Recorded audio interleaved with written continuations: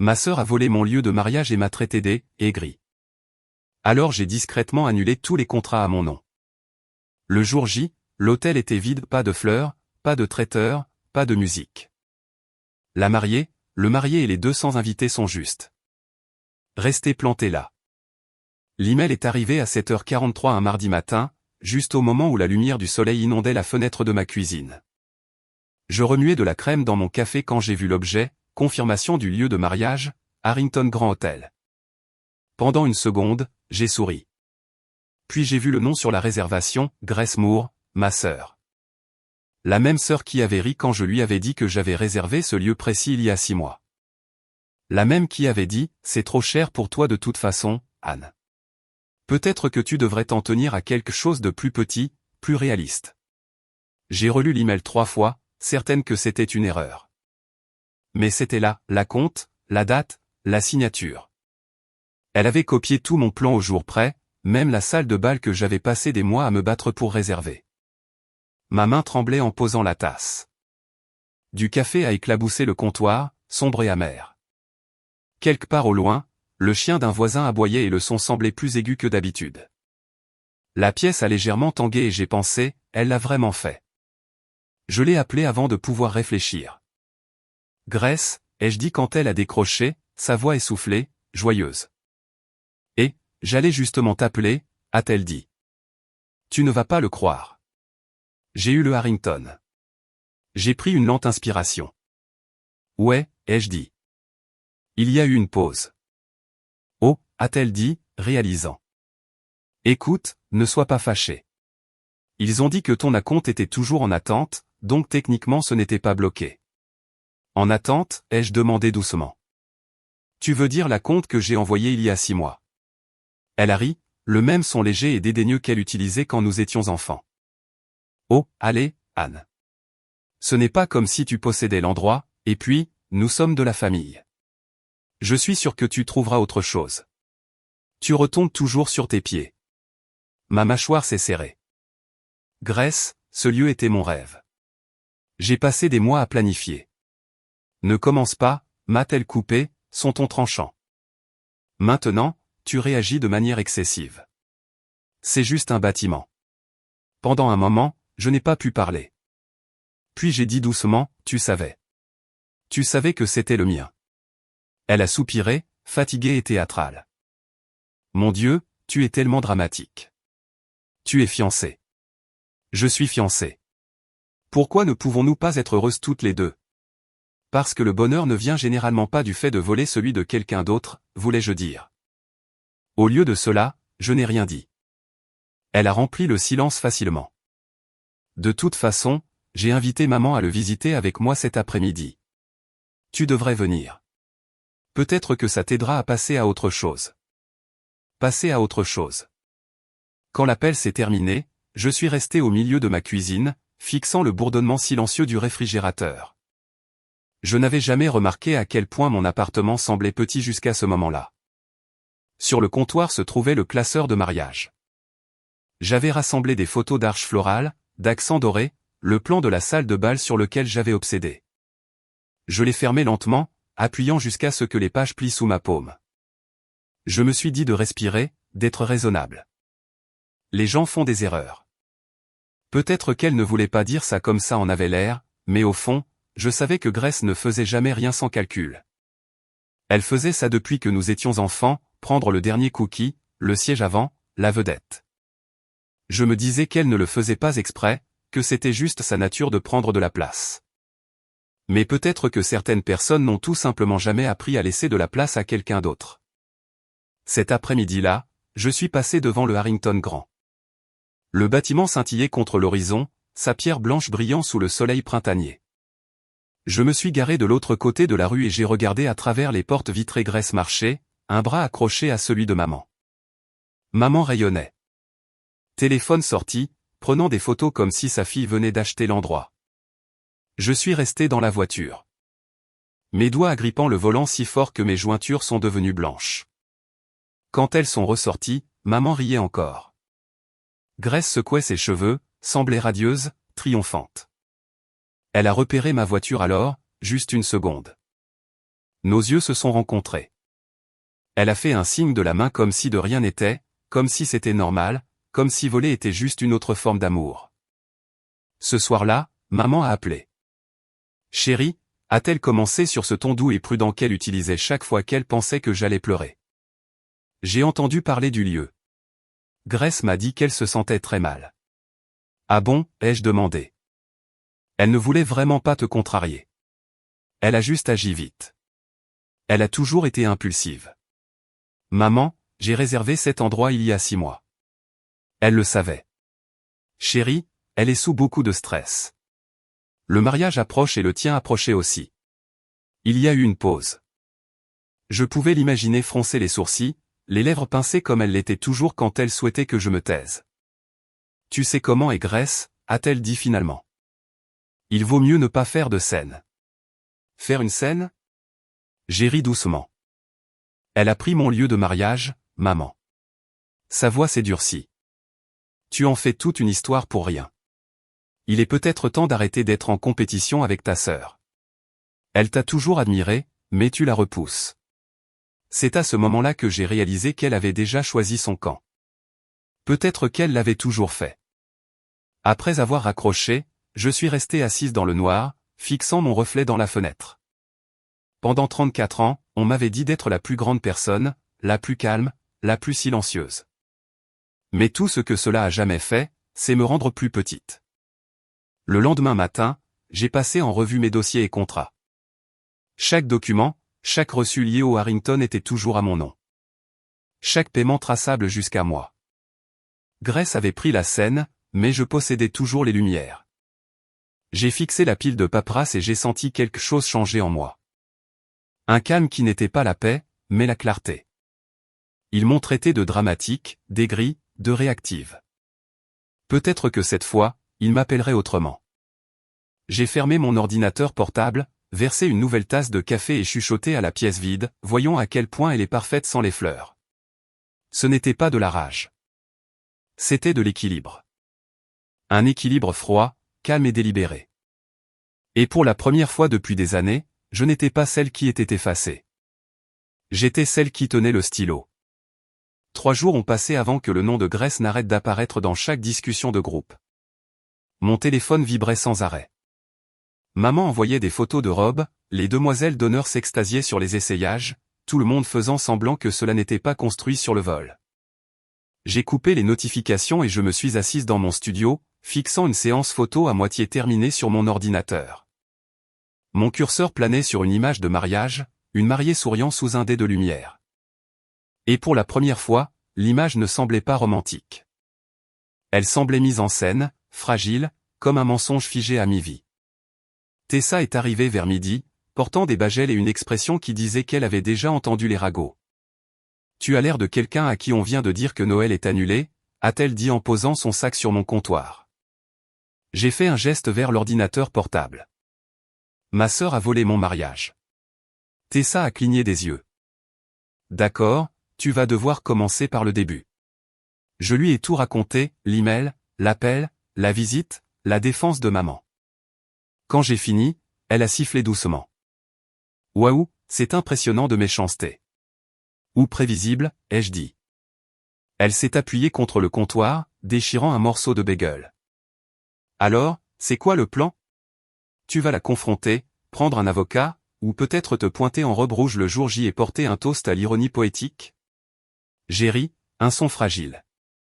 Non, j'ai fini de confronter des gens qui ont déjà décidé que je suis la méchante. Tessa m'a étudié longuement. Tu as encore ce regard. Quel regard?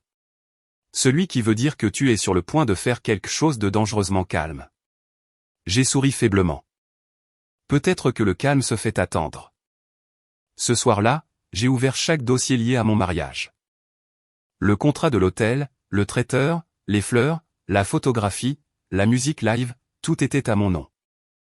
Grace n'avait même pas pris la peine de changer cette partie. Elle supposait probablement que tout basculerait magiquement quand elle agiterait sa carte de crédit. J'ai fait défiler les emails de confirmation, chacun marqué actif sous le nom de Hannah Bennett. Elle avait pris mon lieu, mon design, mon jour de rêve. Mais techniquement, légalement, c'était toujours le mien. J'ai cliqué sur le premier email, Harrington Grand, et j'ai survolé annuler la réservation. Mon doigt n'a pas tremblé. Un clic, puis un autre, puis un autre. Chaque ton de confirmation sonnait plus doux, plus sucré, comme le tic-tac silencieux de l'équilibre qui revenait. Le fleuriste, le traiteur, le quatuor à cordes. Parti. Demande de remboursement traitée sur mon compte. Quand j'ai fini, je me suis adossé et j'ai fixé l'écran. Mon reflet semblait inconnu, plus froid, peut-être plus stable. Certainement. Le lendemain matin, maman a appelé. Je voulais parler de la liste de mariage de Grèce, a-t-elle commencé joyeusement. Penses-tu que les services en argent ou en or sont plus intemporels? J'ai failli rire. Tu m'appelles vraiment pour des cadeaux. Eh bien, tu es sa sœur, a-t-elle dit, comme si cela expliquait tout. C'est vrai, la sœur qu'elle a volée. Son ton est devenu tranchant. Anna, ne recommence pas. Tu sais qu'elle ne le pensait pas méchamment. Elle a copié mon mariage à la date près, maman. Honnêtement, chérie, tu réagis de manière excessive. Tu as toujours un tel goût pour le drame. Les mots ont piqué plus que je ne voulais l'admettre. J'ai dit doucement, tu m'as appris que le silence maintient la paix. Il ne maintient juste pas le soi. Qu'est-ce que c'est censé vouloir dire, a-t-elle claqué. Ça veut dire que peut-être que la paix n'a jamais été le but. J'ai raccroché avant qu'elle ne puisse répondre.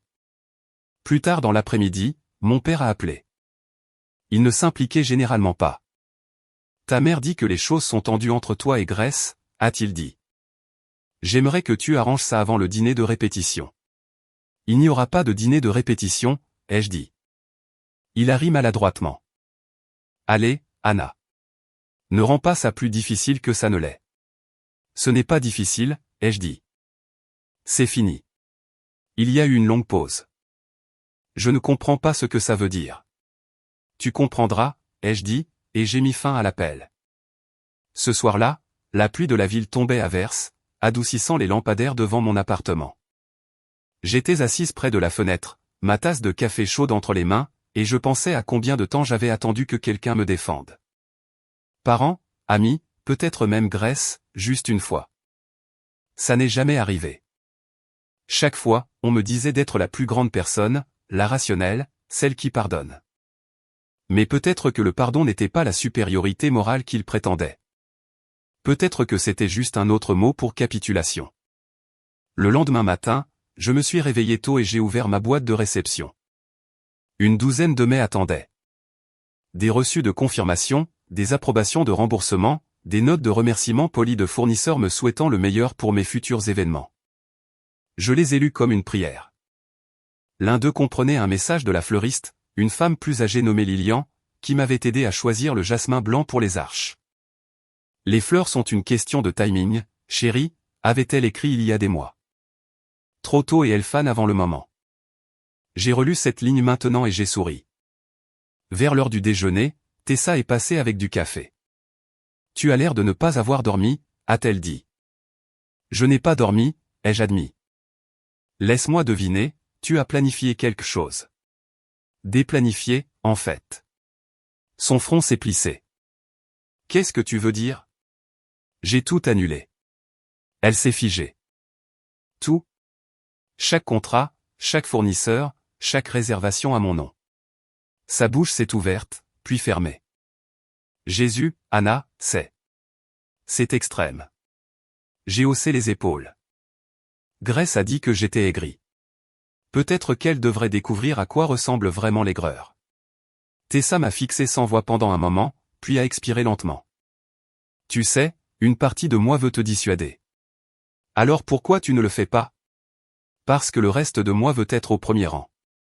Nous avons ri, mais sous l'humour, il y avait autre chose. De la reconnaissance peut-être, ou du respect. Cette nuit-là, je n'ai pas pu dormir. Je n'arrêtais pas de rejouer de vieux souvenirs, des fêtes d'anniversaire où Grèce soufflait les bougies avant que je ne puisse le faire, des matins de Noël où mes cadeaux étaient oubliés.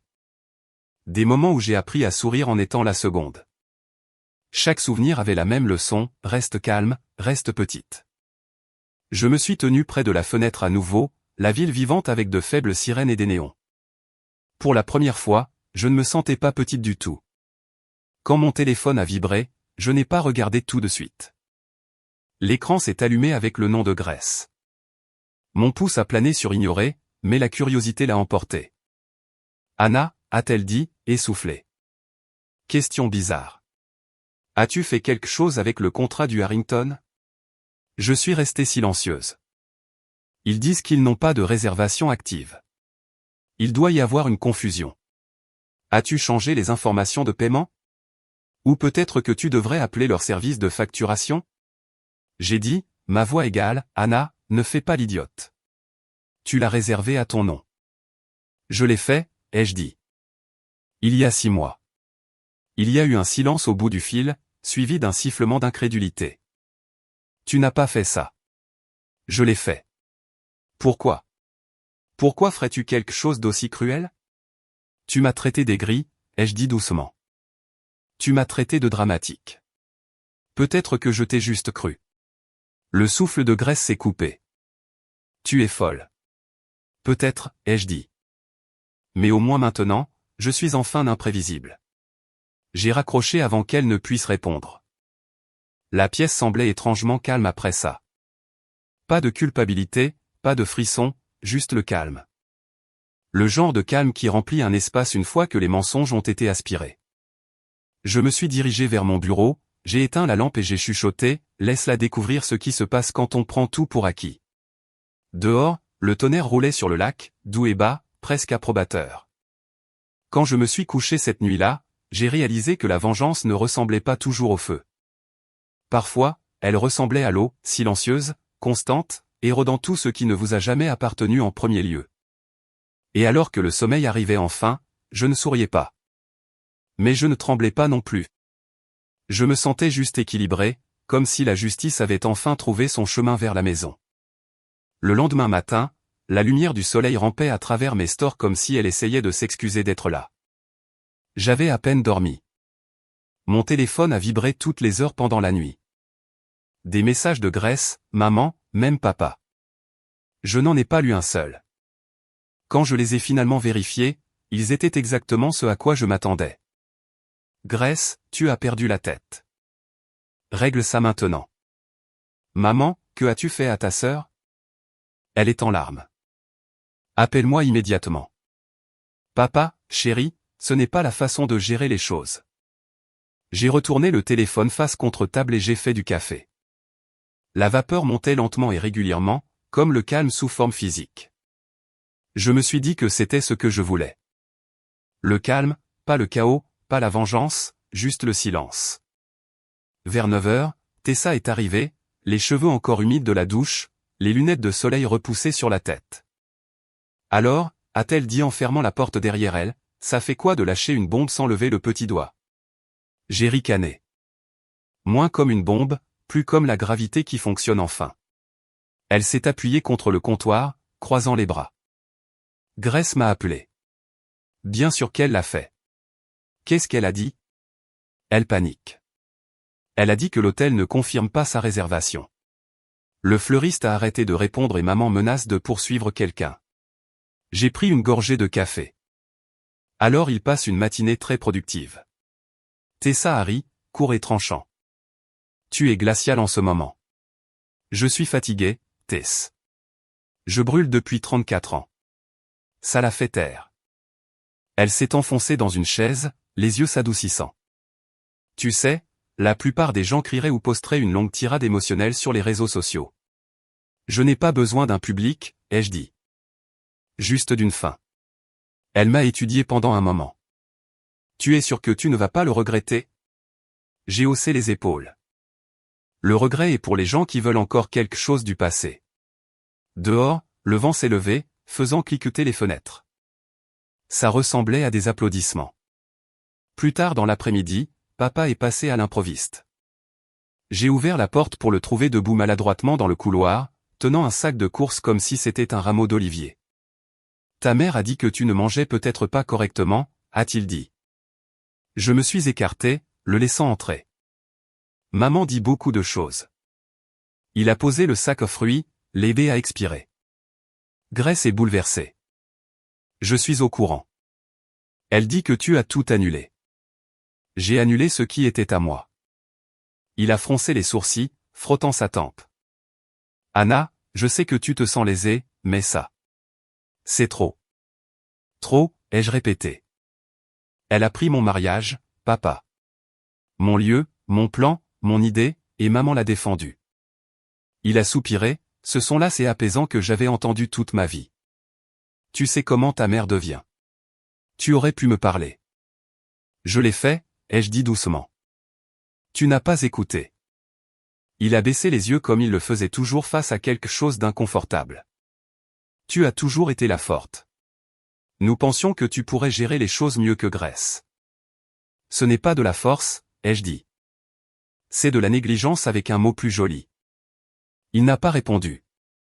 Je l'ai regardé réaliser combien de temps il avait laissé cette famille tourner autour du maintien du calme de maman et de l'adoration de Grace. Son silence était la chose la plus proche d'une confession que j'allais jamais obtenir. Il a finalement murmuré, « Tu es toujours ma fille et je déteste te voir comme ça. » Je vais bien, ai-je dit. Pour la première fois, je vais bien. Il a hoché la tête lentement, incertain. Puis il est parti sans un mot de plus. Quand la porte s'est fermée, j'ai appuyé mon front contre elle et j'ai expiré. L'appartement était à nouveau calme. Je pouvais presque entendre mon rythme cardiaque dans le silence. Ce soir-là, j'ai conduit jusqu'au bord du lac juste pour réfléchir. Le ciel était couvert, les vagues tapant la jetée en rythme doux. Je me suis assise sur le banc, le téléphone sur les genoux, faisant défiler de vieilles photos, moi et Grace à 10 ans, tenant des cierges magiques le 4 juillet. Maman debout derrière nous, les mains sur les épaules de Grace, pas les miennes. Même alors, j'étais un demi-pas sur le côté, à moitié hors du cadre. Je me suis souvenu de la première fois que Grace a volé quelque chose qui comptait. J'avais 8 ans et j'avais passé des semaines à peindre un tableau pour un concours d'art. Maman a accroché le certificat de récital de piano de Grace sur le frigo à la place. Mon ruban est allé dans un tiroir. Grace gagnait l'attention. Je gagnais le calme. Et le calme est devenu ma prison.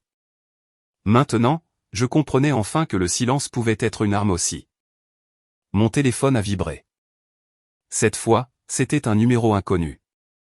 J'ai répondu par habitude. Est-ce mademoiselle Bennett? La voix était polie, masculine, inconnue. Oui. C'est Andrew de Lakeview Floral. Je voulais juste confirmer la demande d'annulation pour le mariage Moore. Il semble y avoir une certaine confusion. Mademoiselle Moore insiste sur le fait que l'événement a toujours lieu. Ce n'est pas le cas, ai-je dit uniformément. Si elle a des inquiétudes, elle peut les adresser à son propre fournisseur. Il a hésité. C'est juste qu'elle a dit que c'était un malentendu familial. Elle semblait en détresse. Je suis sûr qu'elle l'était, ai-je dit. Mais mon compte est fermé. Passez une bonne journée, Andrew. Quand j'ai raccroché, j'ai regardé l'eau à nouveau. Mon reflet scintillait faiblement dans la surface grise. Je semblais plus vieille d'une certaine manière, mais plus stable. Le lendemain matin, Tessa m'a envoyé un lien par SMS. Je pensais que tu devrais voir ça. C'était un blog de potins local, mariage de la famille Moore en péril. Des rumeurs d'annulation de lieu sèment la confusion. La photo était celle de Grace lors d'un essayage de robe, souriant comme si rien ne pouvait la toucher. L'article mentionnait une possible erreur administrative.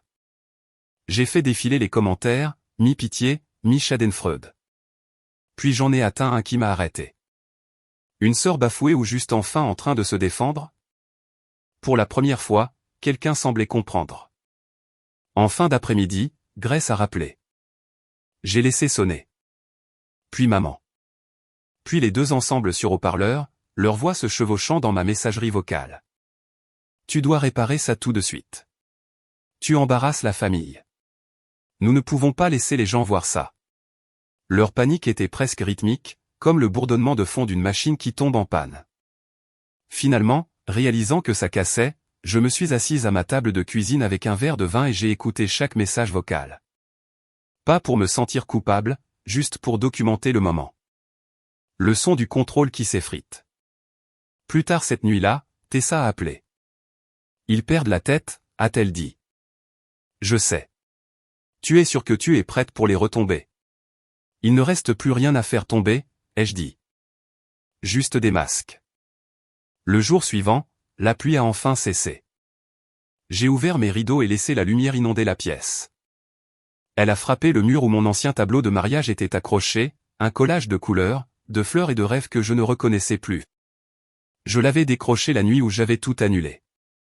Maintenant, le mur était nu et il semblait parfait ainsi. Propre, honnête. J'ai passé l'après-midi à organiser mes fichiers. Pas de drame, pas de regret, juste du tri. Quand j'ai atteint le dernier dossier de mai étiqueté Harrington Hotel Final, j'ai hésité une seconde. J'ai failli le supprimer. Au lieu de cela, je l'ai ouvert une dernière fois. Là, au bas du fil, se trouvait la ligne que je n'avais pas remarquée auparavant. Le directeur avait écrit « Mademoiselle Bennett, votre annulation a été traitée. Merci d'avoir choisi le Harrington. Nous espérons accueillir un autre événement pour vous bientôt. » Un autre événement ? Les mots ont persisté. Peut-être pas un mariage. Peut-être autre chose. Quelque chose qui m'appartenait vraiment. Cette nuit-là, j'ai versé un autre verre de vin et je me suis tenu près de la fenêtre en regardant les lumières de la ville. Mon téléphone a vibré à nouveau, mais cette fois ce n'était pas Grace ou maman. C'était Ethan, mon fiancé. Et, a-t-il dit doucement. Tu vas bien ? Je pense que oui, ai-je dit. J'ai entendu parler du gâchis. Ouais. Il a fait une pause. Veux-tu que je lui parle ? Non, ai-je dit rapidement. Je ne veux pas que quelqu'un répare ça pour moi. J'ai passé toute ma vie à nettoyer leur chaos. Celui-ci est le mien. Il a été silencieux pendant un long moment. Puis il a dit, tu as l'air différente. Je suis différente. Avant de raccrocher, il a dit, j'espère juste que quand ce sera fini, tu te reconnaîtras encore. Après la fin de l'appel, j'ai pensé à ça, à qui j'étais avant tout ça et si je voulais y retourner. La vérité était que non. J'ai éteint les lumières et je me suis assise dans le noir, écoutant le faible bourdonnement de la ville à l'extérieur. Pendant des années, on m'avait dit que la vengeance était laide. Mais peut-être que ce n'était pas laid du tout. Peut-être que c'était le premier reflet honnête que j'ai jamais vu de moi-même. Quelqu'un qui a enfin cessé de s'excuser de vouloir être traité équitablement. Et alors que la nuit s'épaississait, j'ai chuchoté à personne, ce n'est pas de la vengeance. C'est se souvenir de ce que je mérite.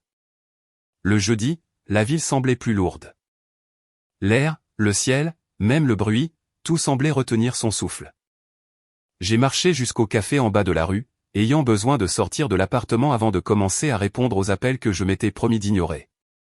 La barista m'a salué avec son sourire fatigué habituel, et j'ai hoché la tête en retour, faisant semblant de ne pas être la femme tendance sur les blocs de potins locaux. Je me suis assise près de la fenêtre, mon café refroidissant. Alors que je faisais défiler le dernier article, querelle de famille, sœurs en guerre pour un mariage de luxe à Chicago. La photo qu'ils utilisaient n'était pas récente. C'était une que maman avait postée il y a des années. Moi et Grace côte à côte à son dîner de fiançailles. Elle rayonnait. Je souriais. Et n'importe qui pouvait dire laquelle de nous la caméra aimait le plus. La légende sous la photo disait, des sources disent que les tensions couvant depuis des années. Il faisait sonner ça comme une histoire. C'en était peut-être une. Je n'ai juste jamais pu en être l'auteur. La cloche au-dessus de la porte a tinté. Je n'avais pas besoin de lever les yeux pour savoir que c'était maman. L'odeur de son parfum, lavande et contrôle l'annonçait toujours avant sa voix. Elle s'est glissée sur le siège en face de moi sans demander. Anna, a-t-elle dit en ajustant son écharpe. Nous devons parler. Ah bon, ai-je demandé. Ses lèvres se sont serrées. Ne sois pas enfantine. Alors ne sois pas manipulatrice. Ses yeux se sont plissés. Je t'ai mieux élevé que ça. Non, ai-je dit. Tu m'as élevé pour rester calme pendant que Grace obtenait tout ce qu'elle voulait. Grace n'a jamais voulu te blesser. L'intention n'efface pas l'impact, ai-je dit doucement. Elle a pris mon lieu. Tu l'as défendu. Maman a soupiré comme si c'était moi qui l'épuisais. Tu as toujours été sensible. J'ai ri. Sensible ? C'est ton mot préféré pour dire gênante. Assez, a-t-elle claqué. Tu vas appeler le Harrington et régler ce gâchis avant le mariage. Tu me comprends ? Non, ai-je dit simplement. Son visage a rougi de choc. Tu vas laisser ta sœur être humiliée. Elle s'est humiliée elle-même au moment où elle a pensé qu'elle pouvait me voler quelque chose et s'en tirer. Maman s'est penchée, sa voix basse. Je ne sais pas ce qui t'a pris ces derniers temps, mais ce n'est pas toi. J'ai soutenu son regard. Peut-être que tu ne m'as jamais connu. Pendant une seconde, elle n'a pas eu de réponse. Puis elle s'est levée en lissant son manteau, son ton froid et répété. Tu as fait ton choix. N'attends pas de sympathie quand tu le regretteras. Je ne le ferai pas, ai-je dit. Elle est partie sans se retourner, ses talons claquant sèchement contre le carrelage. L'odeur de son parfum a persisté longtemps après son départ, comme le fantôme de chaque conversation que nous n'avons jamais vraiment eue. Quand je suis rentré, l'appartement semblait plus petit. Je me suis assise à mon bureau et j'ai ouvert mon ordinateur portable, ayant besoin d'une distraction. Le curseur a clignoté dans un document vide pendant un long moment avant que je ne tape, la vérité est simple. Personne ne remarque la fille calme jusqu'à ce qu'elle cesse d'être calme. Je ne savais pas pourquoi je l'écrivais. Peut-être parce que cela ressemblait à une preuve que j'existais encore. Que sous tous les titres et le drame, j'étais toujours là à penser, sentir, me souvenir. Plus tard cette nuit-là, mon téléphone a vibré. Cette fois, c'était papa. Ta mère est bouleversée, a-t-il dit, la voix prudente. Elle est toujours bouleversée, ai-je dit. Elle pense que tu fais une erreur. Drôle, ai-je dit, elle ne pensait pas que c'était une erreur quand Grace a pris mon mariage. Il a soupiré. Vous ne pouvez pas trouver un terrain d'entente toutes les deux. Il n'y a pas de terrain d'entente entre le vol et le respect de soi. Le silence a rempli la ligne. Ta sœur est juste en insécurité, a-t-il dit finalement. Elle est cruelle, ai-je corrigé. Anna, a-t-il dit doucement. Tu as l'air en colère. Je suis en colère, ai-je dit. Mais pour une fois, c'est propre. Ça ne brûle plus. Quand nous avons raccroché, j'ai fixé la fenêtre sombre, mon reflet faible contre les lumières de la ville. Peut-être que c'était à ça que ressemblait la liberté. Solitaire, calme, mais mienne. Le lendemain matin, je me suis réveillé avec un SMS de Tessa. Grace vient de poster une story compte à rebours jusqu'au mariage. Elle a l'air suffisante. J'ai ouvert Instagram. Elle était là, dans un peignoir en soie blanche, flûte de champagne à la main, entourée de demoiselles d'honneur. La légende disait, 10 jours avant le plus beau jour de ma vie. J'ai fixé son sourire pendant un long moment. Ce n'était pas de la joie, c'était une performance. Je le reconnaissais parce que j'avais porté cette même expression pendant des années, prétendant que tout allait bien. Plus tard ce jour-là, Ethan est passé après le travail. Il a posé son sac photo près de la porte et m'a étudié un moment. Ça va? J'ai été mieux, ai-je dit. Il a hoché la tête lentement. Ta mère m'a appelé. Je me suis retourné brusquement. Elle a quoi? Elle a dit que tu avais besoin d'une intervention. J'ai ri d'un rire sec, sans humour. Bien sûr qu'elle l'a fait. Ethan s'est approché, sa voix douce. Je lui ai dit que tu n'avais pas besoin d'être sauvé. Cela m'a adouci. Merci. Il s'est assis à côté de moi sur le canapé. Tu as traversé l'enfer, Anne. Je ne veux juste pas que tu te noies dedans. Je ne me noie pas, ai-je dit. J'apprends à respirer sous l'eau. Il a expiré, souriant à moitié. Ce n'est pas exactement réconfortant. Ce n'est pas censé l'être, ai-je dit. Le confort est ce qui m'a coincé en premier lieu. Nous sommes restés assis en silence un moment. Le seul son était le bourdonnement du frigo. Finalement, il a dit, veux-tu toujours m'épouser? La question m'a prise au dépourvu. Je me suis tourné pour le regarder. Pourquoi demanderais-tu ça? Parce que le mariage était censé être à propos de nous, a-t-il dit. Et quelque part en chemin, ça s'est transformé en guerre. C'est toujours à propos de nous, ai-je dit. Juste pas de la façon dont c'était avant. Il m'a étudié, puis a hoché la tête. Alors dis-moi quand c'est fini. Je serai toujours là. Quand il est parti, je me suis dirigé vers la fenêtre. La ville en bas ressemblait à 1000 petites étincelles prétendant être des étoiles. Je me demandais si l'une d'elles brûlait pour moi.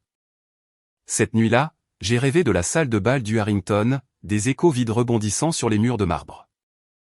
Les lustres se balançaient doucement au-dessus, captant une lumière qui n'était pas là. Et dans le rêve, Grace se tenait au centre, appelant mon nom, mais aucun son ne sortait. Quand je me suis réveillé, le ciel était gris pâle. Le genre de matin qui promettait la pluie. Je suis sorti du lit, j'ai tiré mes cheveux en un chignon et j'ai fait une liste. Pas une liste de choses à faire, une liste de rappels. 1. Je ne dois d'explication à personne. 2. Le silence n'est pas une faiblesse. 3. La famille ne signifie pas la propriété. J'ai plié le papier, l'ai glissé dans mon portefeuille et j'ai ressenti quelque chose que je n'avais pas ressenti depuis longtemps. La clarté. Vers midi, Tessa a envoyé un nouveau SMS. L'organisatrice de mariage de Grace vient de me suivre sur Instagram. Bizarre, non? Pas bizarre, ai-je répondu. Stratégique. Grace planifiait l'image maintenant. Elle avait toujours été douée pour jouer le rôle. Mais chaque performance se termine de la même façon, le silence après les applaudissements. J'ai regardé mon calendrier. 10 jours restants. 10 jours avant que le Harrington ne soit censé être rempli de fleurs, de musique et de champagne. 10 jours avant que chaque mensonge qu'elle a raconté ne rencontre la vérité qu'elle a ignorée. J'ai fermé mon ordinateur portable et chuchoté, que le compte à rebours commence. Pour la première fois, la pensée ne faisait pas mal. Elle me stabilisait. Parce que quelque part au fond, je savais la vérité, ce qui arrivait n'était plus de la vengeance. C'était une révélation. Les jours précédant le mariage de Grace ressemblaient à un conte à rebours avant une tempête que seul moi pouvais entendre. Tout le monde semblait occupé à célébrer, poster des photos, prétendre que rien n'allait mal. Je ne vérifiais pas les réseaux sociaux, mais Tessa le faisait. Elle envoyait des captures d'écran avec des légendes comme dernier essayage fait et brunch en famille avant le grand jour. Je reconnaissais à peine la femme sur ces photos. Grace semblait polie, impeccable, chaque cheveu en place, chaque sourire répété. Maman se tenait à côté d'elle sur presque chaque plan, rayonnante de fierté. Aucune trace de culpabilité, aucun indice de ce qu'elles avaient fait. Cela m'impressionnait presque à quel point elles avaient bien construit leur illusion. Le vendredi matin, j'étais épuisé de faire semblant de ne pas m'en soucier. Ethan est passé avec le petit déjeuner, équilibrant 2 cafés et un sac en papier brun. « Tu as été calme » a-t-il dit, me regardant de l'autre côté de la table. « Je suis fatigué » ai-je dit. « De quoi ? Tu as à peine quitté cet appartement. »« De tout » ai-je répondu. « D'être la raisonnable, celle qui pardonne. » Il s'est penché en avant. « Tu sais, c'est bon si une partie de toi voulait ça. La revanche, je veux dire. » Je l'ai regardé. Je ne veux pas de revanche. Je veux la paix. Mais peut-être que la paix semble différente selon qui la détient. Il m'a étudié, puis a hoché la tête lentement. Tu as l'air sûr. Je le suis. Il a pris ma main, son pouce effleurant ma peau. Promets-moi juste que tu ne te perdras pas là-dedans. Je me suis déjà perdu, ai-je dit doucement. Cette nuit-là, je n'ai pas pu dormir. La ville à l'extérieur était agitée au klaxon, pluie, vent comme le bruit de toutes les choses que les gens essayaient d'enterrer. Je me suis levé, j'ai allumé mon ordinateur portable et j'ai ouvert le dossier où tous mes documents de mariage se trouvaient.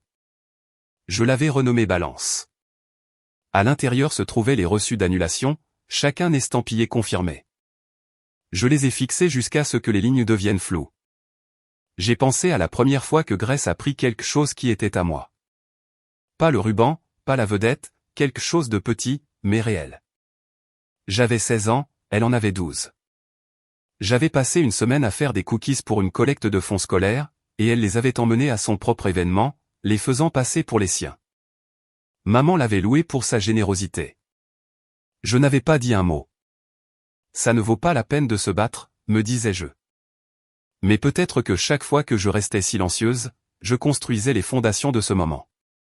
Une vie de calme transformée en un acte bruyant de défiance. Le lendemain matin, mon téléphone a vibré avant le lever du soleil.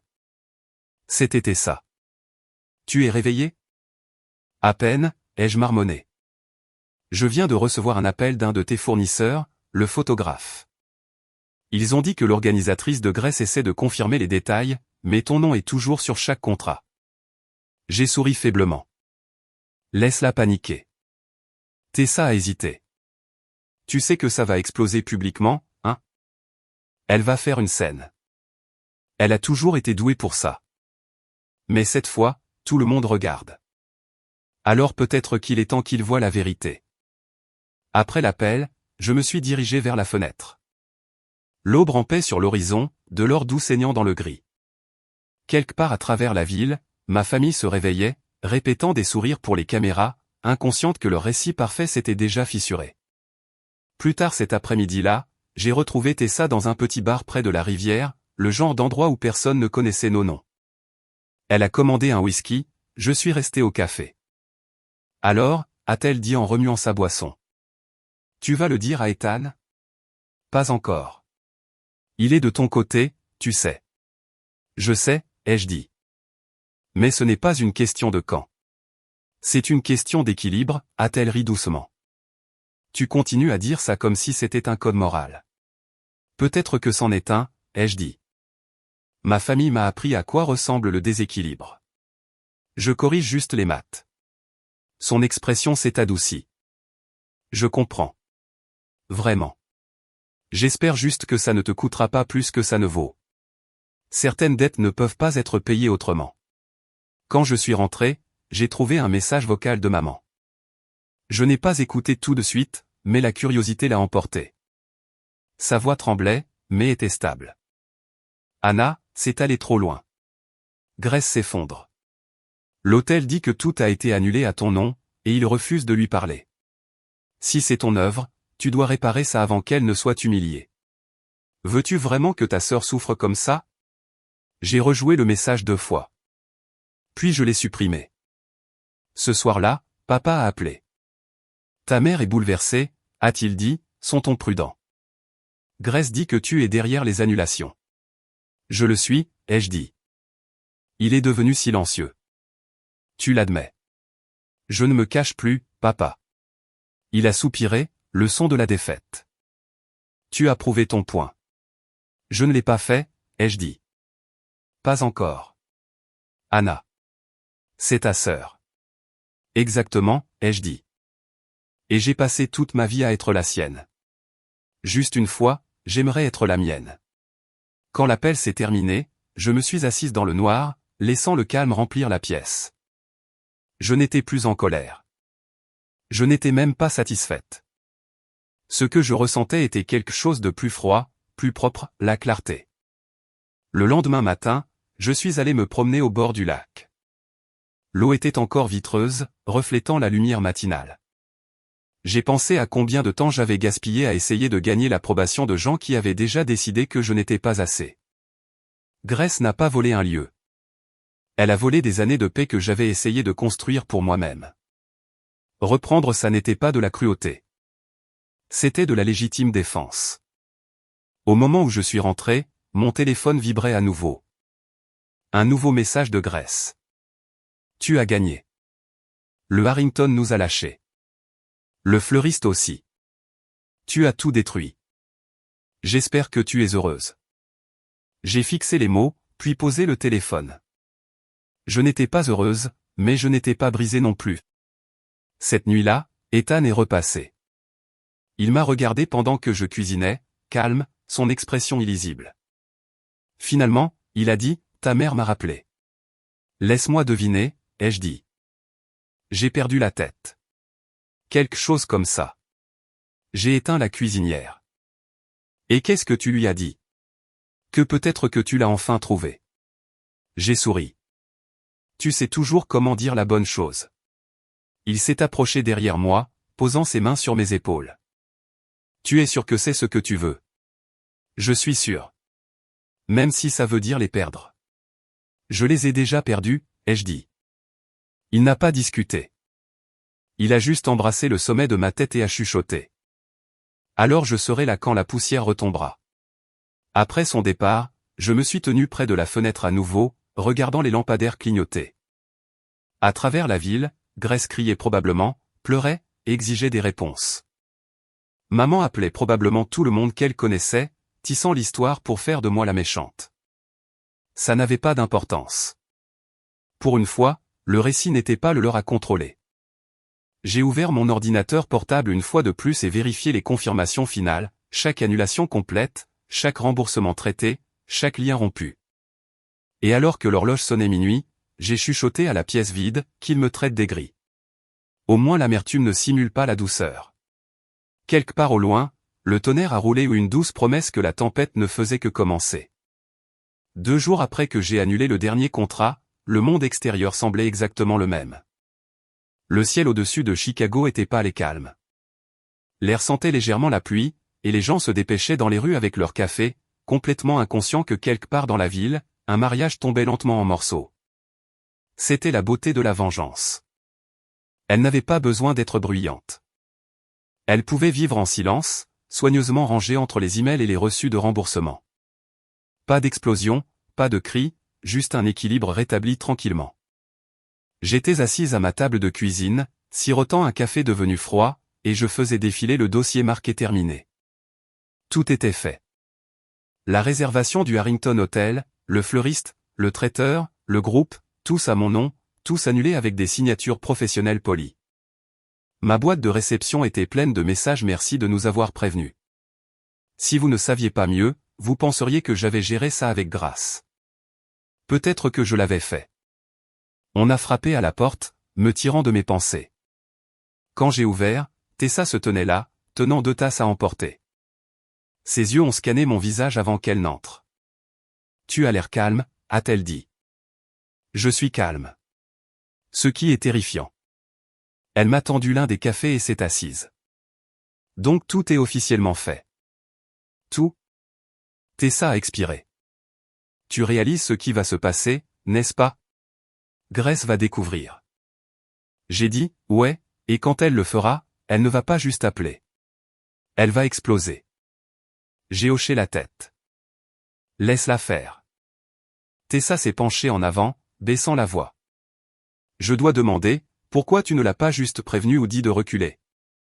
Parce que j'ai fait ça toute ma vie, ai-je dit doucement. J'ai donné des avertissements. J'ai donné des chances et ils ont appelé ça de la faiblesse. Elle m'a regardé pendant un long moment, puis a dit doucement, tu sais, le pouvoir peut devenir addictif. J'ai souri faiblement. L'addiction, c'est quand on a envie de quelque chose. Je n'ai pas envie de ça. J'ai fini de mourir de faim. Elle n'a pas répondu. Elle est restée assise là à m'étudier comme si elle voyait une nouvelle version de moi se former devant elle. Quand elle est partie, je suis allé à mon bureau et j'ai ouvert mon étui d'appareil photo. La photographie était autrefois ma façon de survivre. Voir la vie à travers un objectif rendait tout petit ou gérable. Mais maintenant, en tenant l'appareil, j'ai réalisé que je n'avais pas pris une seule photo depuis le jour où Grace avait volé mon lieu. J'avais passé des mois à capturer l'amour des autres, leur joie, leur début. Et maintenant, je ne pouvais même pas regarder le mot mariage sans penser à son sourire. Cet après-midi-là, mon téléphone a vibré. C'était un numéro inconnu. Mademoiselle Bennett, c'est le responsable des événements du Harrington Grand. Nous faisons un suivi pour confirmer les annulations que vous avez demandées. Oui, ai-je dit. Juste pour vérifier, ces annulations affectent le mariage Moore prévu sous votre nom. C'est exact. Compris. Le remboursement sera traité dans les 5 jours ouvrables. Merci. Quand j'ai raccroché, j'ai ressenti quelque chose d'inconnu. La paix peut-être, ou la première ombre de celle-ci. Quelques heures plus tard, j'ai reçu un autre appel. Cette fois, c'était papa. Anna, a-t-il dit prudemment. Ta mère a essayé de te joindre. Je sais. Elle est inquiète. Elle est en colère, ai-je corrigé. Elle a dit qu'il y avait eu un malentendu avec les contrats de mariage de Grace. Pas un malentendu, ai-je dit. Une correction. Elle a soupiré. Tu sais comment ta mère devient. Elle veut juste la paix. La paix construite sur mon silence n'est pas la paix, ai-je dit. C'est du contrôle. Il y a eu une longue pause. Tu as l'air différente, a-t-il dit. Je le suis enfin, ai-je dit, et j'ai raccroché. Ce soir-là, Ethan est passé après le travail. Il se tenait dans l'encadrement de la porte tenant un sac de course. Tu manges ce soir? Ça dépend, ai-je dit. Est-ce que l'autosatisfaction compte comme un repas? Il a souri, plaçant le sac sur le comptoir. Tu es toujours drôle, donc c'est bon signe. Nous avons mangé tranquillement pendant un moment avant qu'il ne parle à nouveau. Tu l'as vraiment fait, n'est-ce pas? Je l'ai fait. Et tu n'es pas en conflit. J'ai posé ma fourchette. Le conflit, c'est ce qui arrive quand on veut encore l'approbation. Je n'en veux plus. Il a hoché la tête lentement, sa mâchoire se serrant. Je ne veux juste pas que ça t'endurcisse. Je l'ai regardé. Tu ne peux pas endurcir ce qui est déjà de la pierre, Ethan. Tu ne peux que le remodeler. Il a tendu la main à travers la table et a pris la mienne. Alors promets-moi que tu arrêteras de le remodeler avant que ça ne te coupe. Je n'ai pas répondu. Plus tard cette nuit-là, quand il est parti, j'ai versé un verre de vin et je me suis assise par terre entourée de photos de séances passées. Des mariées souriantes, des pères en larmes, des couples dansant, tous parfaitement cadrés, parfaitement éclairés. Il semblait si vivant et pourtant il me semblait si faux maintenant. J'ai trouvé une photo qui m'a arrêté. 2 petites filles en robe de coton debout sous un magnolia. L'une, Grace, rayonnait, la lumière du soleil accrochant ses cheveux. Je me tenais à côté d'elle, un pas en arrière, à moitié hors du cadre. Même enfant, nous avions nos places assignées. J'ai glissé la photo dans la boîte et j'ai chuchoté, plus maintenant. Le lendemain matin, je me suis réveillé avec un message de Tessa, le fleuriste de Grace m'a appelé. Ils sont confus. Elle panique. J'ai souri sans le vouloir. À midi, Grace avait appelé 5 fois. Je n'ai pas répondu. La 6e fois, j'ai laissé sonner assez longtemps pour entendre sa voix sur la messagerie vocale. Anna, je ne sais pas ce qui se passe, mais chaque fournisseur dit que ses contrats sont nuls. Ce n'est pas drôle. Tu gâches tout. Sa voix s'est brisée sur le dernier mot. Pendant un moment, j'ai failli avoir pitié d'elle. Puis je me suis souvenu de la façon dont elle avait dit, c'est juste un bâtiment. Et la sympathie s'est estompée. Cette nuit-là, Tessa est revenue. Ça se répand, a-t-elle dit. Tout le monde dans son cercle nuptial en parle. Les gens pensent qu'elle est maudite. J'ai ri doucement. C'est poétique. Tu ne te sens pas mal? Je me sens éveillé. Elle s'est assise à côté de moi. Tu sais, tu as passé toute ta vie à les laisser te dire qui tu es. Maintenant, tu écris enfin ta propre histoire. J'espère juste que tu la finiras bien. J'ai regardé par la fenêtre où les lumières de la ville scintillaient comme des étoiles lointaines. Peut-être que les fins ne sont pas ce que nous pensons. Peut-être que ce sont juste des miroirs. Des miroirs? Ouais, ai-je dit.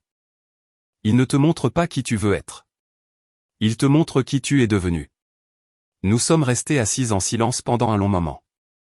Le seul son était le faible bourdonnement du frigo et le battement de cœur dans mes oreilles. Avant de partir, Tessa s'est tournée à la porte. Tu sais que ça ne finit pas par le silence, n'est-ce pas? J'ai hoché la tête. Je sais, mais ça commence par là. Après son départ, je me suis tenu près de la fenêtre à nouveau, regardant la pluie frapper la vitre. Mon téléphone a vibré une fois de plus.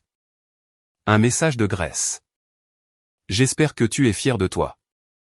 Tu as toujours été jalouse. Eh bien, félicitations. Tu as enfin attiré l'attention. J'ai fixé l'écran, puis j'ai tapé en retour, l'attention n'a jamais été ce que je voulais. Je l'ai supprimé avant d'envoyer. Au lieu de cela, j'ai chuchoté à l'obscurité, ce que je voulais, c'était la vérité.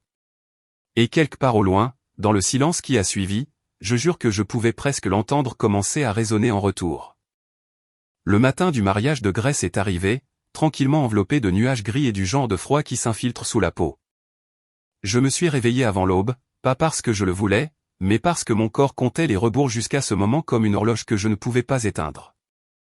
La ville à l'extérieur était silencieuse, comme si elle savait que quelque chose était sur le point de se briser. J'ai fait du café, me suis assise près de la fenêtre et j'ai regardé le brouillard se dissiper sur le lac. C'était étrange après tout. Je ne me sentais pas étourdi ou vengeresse, juste immobile, comme l'air avant une tempête. La tasse réchauffait mes mains, mais ma poitrine semblait creuse. Mon téléphone s'est allumé avec des notifications. Tessa avait envoyé une série de SMS. Ça arrive. Ils sont au Harrington. Grace a l'air frénétique. Un autre message a suivi quelques secondes plus tard. Les invités sont déjà là. Personne ne sait ce qui se passe. J'ai posé le téléphone, fixant le reflet pâle de mon visage dans la fenêtre. Pendant des années, j'avais été l'invisible, la silencieuse. Et maintenant, le jour où elle m'avait tout pris, elle était celle entourée de silence. Ce n'était pas la vengeance qui remplissait l'air. C'était la symétrie. À 9 heures, le premier appel est arrivé. Grace. J'ai laissé sonner. La deuxième fois, c'était maman. La troisième fois, papa. Le téléphone a vibré jusqu'à ce qu'il tombe, laissant derrière lui un silence qui semblait presque sacré. J'ai versé une autre tasse de café et je me suis rassise, faisant défiler de vieilles photos sur mon ordinateur portable. Mon portfolio de photographies avait toujours été plein de lumière, de visages ensoleillés, de rires, de l'illusion de l'éternité. J'ai ouvert un fichier étiqueté personnel et j'ai trouvé une seule photo, Grace et moi debout dans le jardin de nos parents à sa fête de fiançailles. Elle rayonnait, flûte de champagne à la main. Je tenais l'appareil photo, flou, à moitié caché. Maintenant, je me demandais si cela avait toujours été la métaphore. La vibration suivante sur mon téléphone n'était pas un appel. C'était un message vidéo de Tessa. Mon pouce a plané avant d'appuyer sur lecture. La vidéo s'est ouverte sur le chaos. La salle de bal du Harrington vide de décoration. Pas de fleurs, pas de musique, pas de traiteur, juste des rangées d'invités confus se déplaçant mal à l'aise sous des lustres en cristal. Grace se tenait au milieu de la pièce, sa robe blanche brillante contre le marbre terne, criant sur quelqu'un hors caméra. La voix de Tessa chuchotait derrière la caméra, ils disent que le lieu a été annulé il y a des semaines à ton nom. J'ai mis la vidéo en pause une seconde. Ma gorge s'est serrée, pas de culpabilité, mais d'autre chose. La douleur de la reconnaissance. J'avais passé des années à être effacé des photos de famille, et maintenant je m'étais effacé dès leurs entièrement. J'ai posé le téléphone, m'adossant dans le canapé, écoutant le faible bourdonnement du réfrigérateur. Quelque part au loin, des cloches d'église sonnaient pour un autre mariage. Le début de quelqu'un d'autre. Quand le téléphone a sonné à nouveau, j'ai répondu. Anna, la voix de Grace était à vif, stridente. Qu'est-ce que tu as fait? Je suis restée silencieuse. Tu as tout annulé. L'hôtel, la nourriture, les fleurs, tout. Es-tu folle? J'ai pris une lente inspiration. Tu veux dire le lieu que tu m'as volé? Tu es incroyable, a-t-elle craché. Tu gâches ma vie. Tu l'as gâché toi-même, ai-je dit calmement. Tu ne l'as juste pas remarqué jusqu'à ce que les caméras s'arrêtent de tourner. Il y a eu un silence au bout du fil. Je pouvais entendre des voix étouffées en arrière-plan, le murmure de la confusion, le raclement des chaises. Les gens se moquent de moi, a-t-elle chuchoté finalement. Maman pleure, papa est furieux. C'est ce que tu voulais. Ce que je voulais, ai-je dit doucement, c'était que quelqu'un comprenne enfin ce que ça fait d'être invisible. Tu es malade, a-t-elle sifflé. Non, ai-je dit. Je suis éveillé. La ligne a été coupée. Pendant un long moment, je suis resté assise en silence. Mon cœur ne battait pas la chamade. Mes mains ne tremblaient pas. Je m'attendais à ce que le moment semble plus grand, brûle plus fort, mais non. Il semblait simple, propre, comme poser un poids que je ne savais pas que je portais. À midi, Internet avait commencé à chuchoter. Quelques invités avaient déjà posté sur le « mariage désastreux » au Harrington Grand. Un tweet disait « marié laissé debout dans une salle de bal vide après une annulation de dernière minute ». Un autre disait « la rumeur dit que la sœur a débranché la prise ». Querelle de famille, quand tu nous tiens. L'ironie ne m'a pas échappé. Pendant des années, j'avais été un bruit de fond dans le récit de ma famille. Maintenant, soudainement, j'étais le gros titre. Tessa a rappelé vers 13 heures. C'est partout, a-t-elle dit. Les gens diffusent en direct. Grace fait une crise de nerfs. J'ai soupiré. Bien sûr qu'elle en fait une. Ça va? Ouais, ai-je dit. Je pense que oui. Elle a hésité. Tu veux que je vienne? Non, ai-je dit, je pense que j'ai besoin de rester seule avec ça. D'accord, a-t-elle dit doucement. Appelle-moi si tu changes d'avis. Après avoir raccroché, je suis allé dans mon studio. Le sol était jonché de vieux tirages, portraits, paysages, moments qui comptaient autrefois. J'ai pris mon appareil photo, dépoussiéré l'objectif et je l'ai tourné vers la fenêtre. Dehors, le brouillard s'était levé. La lumière accrochait les bords de la vitre, douce et dorée. J'ai levé l'appareil et cliqué sur l'obturateur. Le son a résonné dans la pièce calme. Pour une fois, le cadre ne contenait que moi. Le soir, ma messagerie vocale était pleine. Les messages de maman sont arrivés en premier, mi-colère, mi-chagrin. Tu es allé trop loin, Anna. Tu as embarrassé cette famille. Tu as détruit le bonheur de ta sœur. La voix de papa a suivi, fatiguée et petite. Je ne sais pas comment réparer ça. Ta mère est hystérique. Grace n'arrête pas de pleurer. S'il te plaît, appelle-moi. Et puis un de Grace à nouveau, sa voix se brisant. Tu as prouvé ton point. Es-tu heureuse maintenant? Je les ai tous supprimés. Cette nuit-là, Ethan est passé à l'improviste. Il n'a pas frappé, il est entré avec la clé de secours. Quand je me suis retourné, il était là, toujours dans ses vêtements de travail, sa cravate desserrée, ses yeux illisibles. J'ai vu la vidéo, a-t-il dit. Bien sûr que tu l'as vue, ai-je répondu. Il a fait quelques pas de plus. Tu l'as vraiment fait? Oui. Il a frotté l'arrière de son cou. Je ne sais pas si je devrais être impressionné ou terrifié. Peut-être les deux. Il a expiré, s'appuyant contre le comptoir. Tu aurais pu me le dire. Je ne voulais pas que tu m'arrêtes. Je ne l'aurais pas fait, a-t-il dit doucement. Mais je me serais tenu à côté de toi quand c'est arrivé. Je l'ai regardé, ne sachant pas quoi dire. Tu penses que c'est la fin, a-t-il demandé. Non, ai-je dit. C'est le début du silence dans lequel ils m'ont forcé à vivre. Maintenant, ils peuvent entendre à quel point c'est vraiment bruyant. Il a souri faiblement. Tu as changé. J'ai juste arrêté de m'excuser. Il s'est avancé, écartant une mèche de cheveux rebelles de mon visage. J'espère juste que cette version de toi se souvient encore de ce qu'est la douceur. Je m'en souviens, ai-je dit. C'est pour ça que je ne suis pas venu pour regarder ça arriver. Il a hoché la tête. C'est de la miséricorde, Anna. Même si tu ne l'appelles pas comme ça. Quand il est parti, l'appartement semblait étrangement léger. Je suis allé sur le balcon, l'air de la nuit frais contre ma peau. Quelque part en ville, les lustres du Harrington brillaient probablement encore dans le vide. J'ai fermé les yeux et laissé le vent emmêler mes cheveux. Pour la première fois depuis des années, personne ne prenait ma lumière. J'avais enfin appris à me tenir dedans. Le lendemain matin, le monde semblait étrangement calme, comme s'il retenait son souffle. Je me suis réveillé tard, la lumière du soleil se déversant sur le parquet, l'odeur de la pluie s'accrochant encore à l'air. Mon téléphone vibrait contre la table de nuit, un rythme qui était devenu un bruit de fond maintenant. Je n'avais pas besoin de regarder pour savoir qui c'était, Grace, maman ou quelqu'un essayant de réparer ce qui ne pouvait pas être défait. Quand j'ai finalement vérifié, il y avait 17 appels manqués et plus d'une centaine de messages non lus. Je les ai fait défiler lentement, comme si je feuilletais une pile d'excuses qui n'étaient pas vraiment des excuses. Le premier SMS de maman disait « Ce que tu as fait était cruel. Tu as fait honte à cette famille. » Celui de Grace disait « Tu as détruit ma vie. » Anna, es-tu fière de toi? Celui de papa était simple « Appelle ta mère, s'il te plaît. » J'ai posé le téléphone face contre table et je suis allé faire du café. La machine a sifflé, l'arôme remplissant la cuisine, me stabilisant.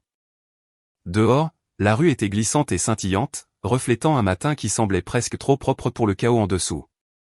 J'ai enroulé mes mains autour de la tasse et j'ai regardé la ville. Elle continuait d'avancer, comme toujours. Je ne m'attendais pas à ce qu'ils comprennent. Ils ne l'ont jamais fait. À midi, ma boîte de réception était pleine de messages de gens que je connaissais à peine, anciens camarades de classe, collègues, cousins éloignés, tous prenant des nouvelles, tous prétendant que leur curiosité était de l'inquiétude. Je les ai tous ignorés sauf un. C'était de tante Louise, la sœur aînée de ma mère, la seule personne qui m'avait jamais discrètement défendu quand j'étais enfant. Son message était court, parfois, la vérité a besoin de destruction pour se rendre visible. Fier de toi, chérie. J'ai fixé l'écran, ma gorge se serrant. Ce n'était pas la validation que je voulais, mais la gentillesse m'a quand même frappé comme une vague. Plus tard dans l'après-midi, Tessa s'est présentée à mon appartement sans frapper. Elle tenait un sac de courses et portait le même sweatshirt qu'elle avait depuis 3 jours. Tu as besoin de manger quelque chose qui n'est pas de la caféine et de la rancune, a-t-elle dit en posant le sac sur le comptoir. J'ai souri faiblement. À quel point c'est mauvais dehors? Elle a soupiré en sortant des plats à emporter. La crise de nerfs de ta sœur est tendance. Quelqu'un a divulgué une vidéo de l'hôtel où elle criant sur le coordinateur de l'événement. C'est déjà devenu un mème. J'ai cligné des yeux. Un mème? Ouais, a-t-elle dit. Il y en a un où quelqu'un a mis du texte dessus, quand le karma répond présent. C'est horrible et assez génial. J'ai gémi, pressant mes paumes sur mon visage. Mon Dieu, ce n'est pas ce que je voulais. Je sais, a-t-elle dit doucement. Mais c'est ce qui arrive quand la douleur privée devient publique. Tu ne peux pas contrôler comment les gens la digèrent. Je ne voulais pas que ça devienne viral. Je sais, a-t-elle répété. Mais les gens aiment la justice poétique, surtout quand elle porte une robe de mariée. Nous avons mangé en silence pendant un moment. La nourriture était chaude, rassasiante, mais mon estomac se tordait toujours de malaise. Finalement, Tessa a dit, ça va. Je l'ai regardé. Tu veux la vraie réponse ou la polie? La vraie. Je ne sais pas, ai-je admis. Une partie de moi se sent plus légère, comme si j'avais enfin arrêté de jouer le rôle qu'ils ont écrit pour moi. Mais une autre partie de moi continue d'attendre le crash. Elle a hoché la tête lentement. C'est normal. Après avoir brûlé le pont, il faut 1 minute pour réaliser que tu n'as jamais voulu le traverser à nouveau de toute façon. Ces mots se sont installés quelque part au fond, calmes et vrais. Quand elle est partie, l'appartement semblait lourd à nouveau. J'ai ouvert mon ordinateur portable et cliqué sur des articles de presse par curiosité morbide. Les titres se brouillaient, mariés laissés dans un lieu vide. Querelle de famille se termine dans le chaos. Quand la sororité tourne au sabotage. Chaque histoire avait sa propre version de moi. Certaines me peignaient comme vengeresse, d'autres comme brisée. Aucune n'avait raison, mais je n'ai pas pris la peine de les corriger. La vérité n'avait pas besoin d'un communiqué de presse. Elle avait juste besoin d'exister. Ce soir-là, Ethan est venu. Il n'a pas dit grand-chose au début, il s'est juste assis avec moi sur le canapé en regardant le scintillement doux de la télévision. « Tu as été calme », a-t-il dit finalement. Je suis fatigué des mots. Il m'a étudié. Tu n'as pas l'air satisfaite. Je ne le suis pas, ai-je dit honnêtement. Je pensais que je le serais, mais... Je me suis tu. Mais je pensais que leur faire ressentir ce que je ressentais réparait quelque chose. Ce n'est pas le cas. Ça a juste déplacé le silence de leur côté de la table. Il a hoché la tête. La vengeance guérit rarement. Elle arrête juste le saignement assez longtemps pour que tu vois la cicatrice. Je ne l'ai pas fait pour la vengeance, ai-je dit doucement. Il a incliné la tête. Alors pourquoi? Pour la vérité, ai-je dit. Pour une fois, je voulais qu'il voie le coup de prétendre que tout allait bien. Il s'est adossé. Alors peut-être que c'est suffisant. Je l'ai regardé, incertaine. Tu le penses vraiment? Il a haussé les épaules. Parfois, la paix ne fait pas du bien au début. Elle semble juste inconnue. Nous sommes restés assis en silence un moment. Les lumières de la ville saignaient à travers les stores, peignant son visage d'un or doux. Je voulais le croire. Avant de partir, il a embrassé mon front. Tu sais, a-t-il dit, ce que tu as fait a demandé du courage. Pas le genre que les gens applaudissent, mais le genre qui te change. Après son départ, je me suis tenu près de la fenêtre à nouveau, la ville pulsant doucement en dessous. Je pouvais presque imaginer Grace quelque part à travers la ville, entourée des ruines de sa journée parfaite. Je n'y prenais aucun plaisir, mais je n'avais plus mal non plus. Vers minuit, mon téléphone a vibré à nouveau. C'était un message de Grace. Tu as prouvé ton point. Félicitations. Tu m'as humilié devant tout le monde que je connais. J'espère que ça ressemble à la justice. J'ai fixé le message pendant un long moment avant de taper en retour, la justice aurait été d'être traitée comme une famille. Ce qui s'est passé aujourd'hui était de la miséricorde. J'ai appuyé sur envoyer avant de pouvoir changer d'avis. La réponse est arrivée quelques minutes plus tard. Tu es malade, Anna. Tu l'as toujours été. Je n'ai pas répondu. Au lieu de cela, j'ai éteint les lumières et je suis allé dans ma chambre. Le clair de lune se déversait sur les draps comme un fil d'argent. Je suis resté là à écouter le bourdonnement de la circulation, le pouls d'une ville qui ne se souciait pas de qui avait raison ou tort. Pour la première fois depuis des mois, j'ai dormi sans rêver. Quand je me suis réveillé le lendemain matin, l'air semblait plus léger. La tempête était passée, mais le sol qu'elle laissait derrière elle était propre. Brut, mais propre. J'ai fait du café, suis sorti sur le balcon et j'ai regardé l'horizon. Quelque part, ma famille essayait probablement encore de réécrire l'histoire, mais je ne faisais plus partie de leur script. J'ai pris une gorgée lente et j'ai chuchoté dans le silence, c'est à ça que ressemble la liberté. Et pour la première fois, le silence ne m'a pas fait peur. Il ressemblait à la maison. 3 jours après le désastre du mariage, le monde extérieur semblait avoir tourné la page, mais pas ma famille. Les gros titres s'étaient estompés. Les mèmes avaient été remplacés par de nouveaux, mais le silence entre nous s'était transformé en pierre. Chaque jour, je m'attendais à une autre explosion, une autre tentative de me ramener dans les décombres. Au lieu de cela, ce qui est venu était plus calme, plus tranchant. Ça a commencé par une lettre. Quand j'ai ouvert la boîte aux lettres ce matin-là, c'était là, une enveloppe blanche. Pas d'adresse de retour, mon nom écrit avec l'écriture cursive soignée de ma mère. Je suis resté sur le porche un long moment avant de l'emmener à l'intérieur. Mes mains tremblaient en la déchirant. Anna, tu as embarrassé cette famille au-delà des mots. Grace pourrait ne jamais se remettre de ce que tu as fait. Ton père et moi sommes humiliés. Nous t'avons mieux élevé que ça. Tu as prouvé que la rancune gagnera toujours sur l'amour dans ton cœur. Je ne sais pas si je pourrai jamais te pardonner. Peut-être qu'un jour tu comprendras la douleur que tu as causée. D'ici là, s'il te plaît, ne nous contacte pas. Ce n'était pas signé amour, maman, juste son nom, Margaret. Je me suis assise à la table de cuisine en la fixant, les bords se recourbant légèrement sous ma poigne. Je l'ai lu 2 fois, puis je l'ai replié dans l'enveloppe, pas par soin, mais par habitude.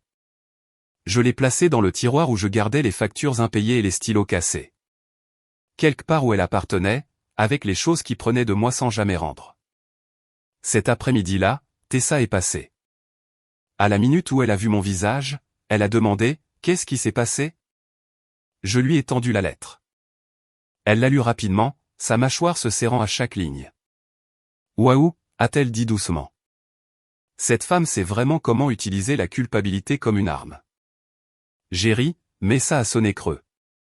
Elle a toujours parlé couramment cette langue. Tessa a plié le papier, l'a glissé soigneusement sur la table. Tu n'es pas obligé de laisser ça entrer. Je l'ai déjà fait, ai-je dit. J'ai juste décidé de ne pas construire une chambre pour ça. Elle a souri faiblement. C'est un progrès.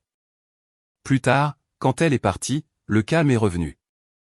J'ai allumé la radio juste pour le noyer, mais même la musique ne pouvait pas remplir l'espace où leur voix vivait autrefois.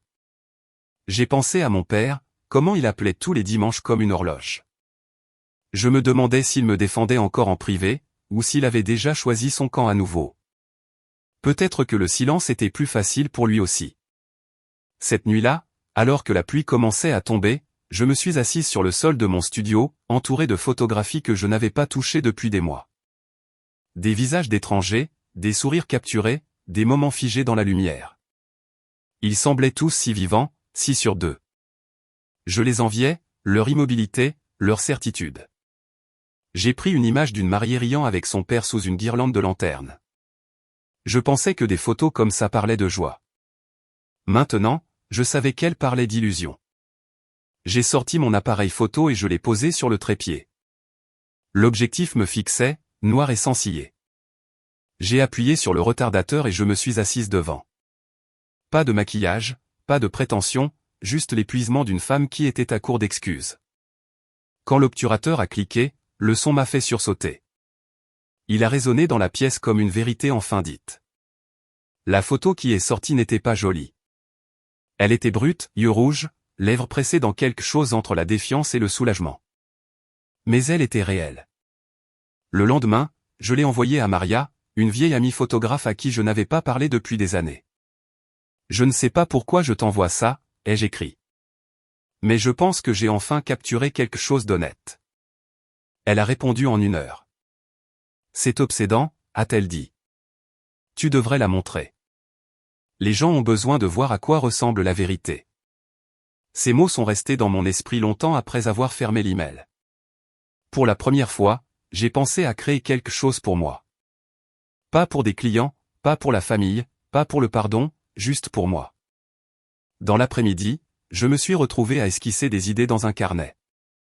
Une série de photographies non pas sur les mariages ou la perfection, mais sur la réappropriation, sur ce qui se passe quand on arrête d'essayer d'appartenir. Le titre est venu facilement, non invité. Plus j'écrivais, plus cela devenait clair. Ce n'était plus une question de vengeance. C'était une question de renaissance. J'ai passé les jours suivants à rassembler de vieux tirages, à prendre de nouveaux clichés, à errer dans la ville avec mon appareil photo en bandoulière. Les rues semblaient différentes maintenant, comme si le monde avait changé de focus. Chaque trottoir fissuré, chaque portail rouillé, chaque regard fatigué d'un étranger semblait faire partie de la même histoire, la mienne.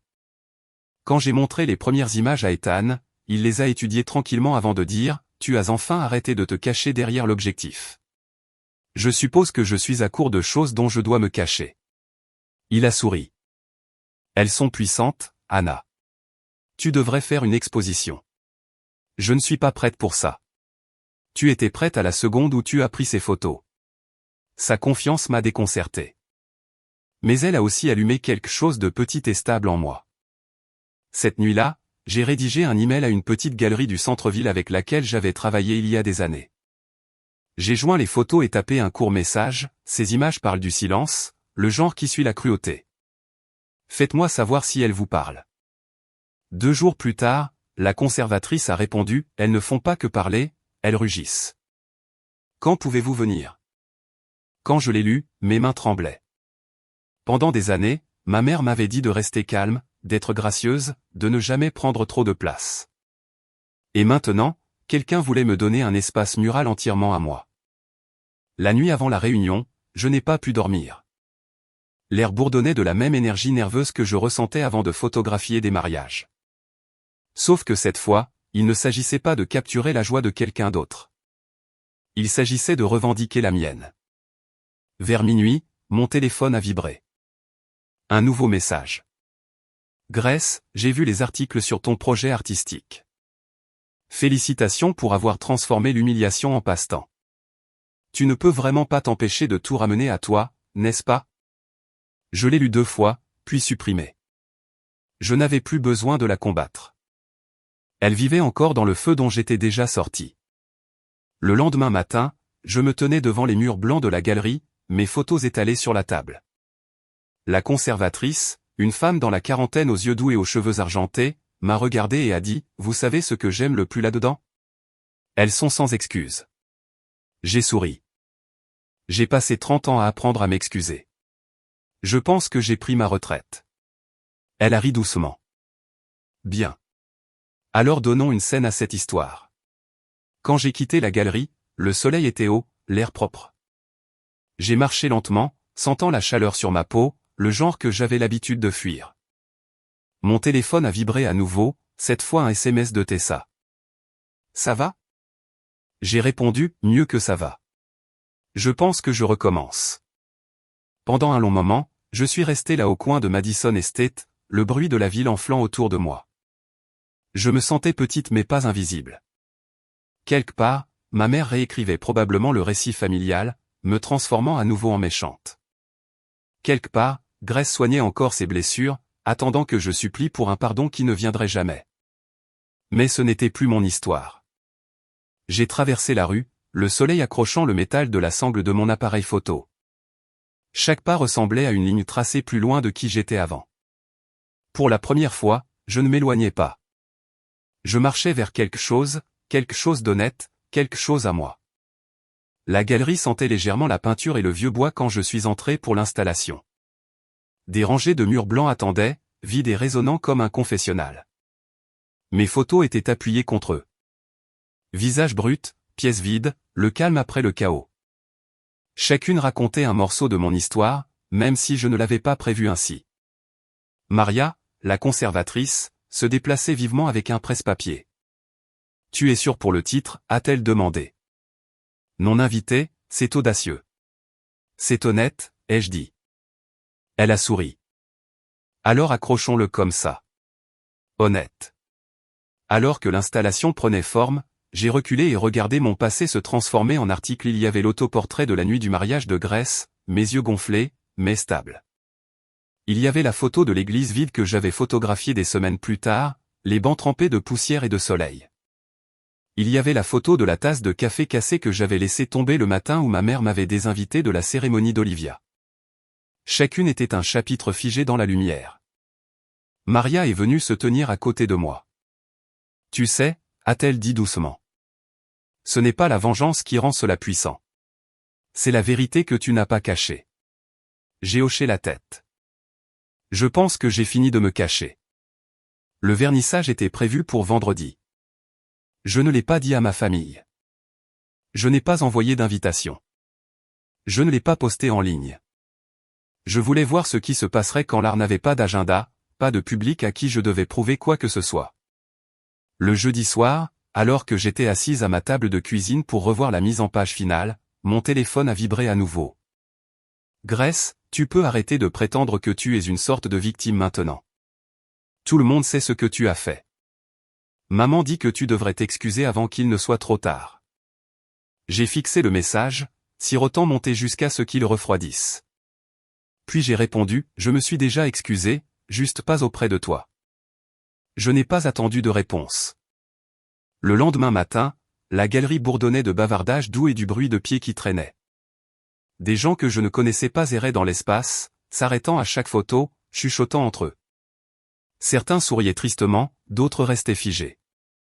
Les regarder était étrange, comme voir des gens lire les pages d'un journal intime que j'avais enfin cessé de verrouiller.